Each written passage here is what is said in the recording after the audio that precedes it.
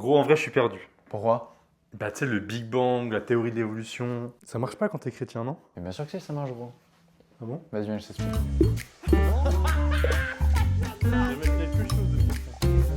Un prêtre m'a dit un jour, faut distinguer les vraies histoires des histoires vraies. Une histoire vraie, c'est un truc qui a réellement existé, un truc prouvé scientifiquement qui a eu lieu. Mais une vraie histoire, c'est une histoire qui a du sens, qui nous apporte quelque chose de profond, qui nous apprend des choses sur nous-mêmes et sur l'humanité. Et ça, c'est un truc de fou, parce que ça permet de comprendre que la valeur d'un texte, c'est pas uniquement sa véracité historique, mais c'est aussi le sens qu'il a et qu'est-ce qu'il peut nous apporter. Est-ce que tout ce qui s'est passé dans l'Ancien Testament a réellement eu lieu?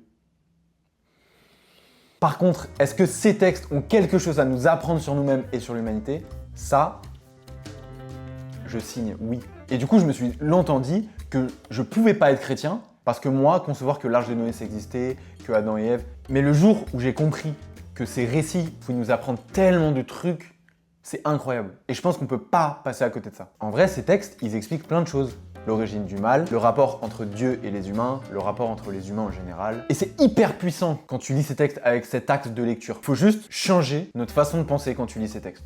En te disant, je lis pas un texte, un article scientifique, je lis un texte qui est là pour m'apprendre quelque chose. Et au final, je me dis que ma foi, elle est pas là pour me permettre d'expliquer l'origine du monde.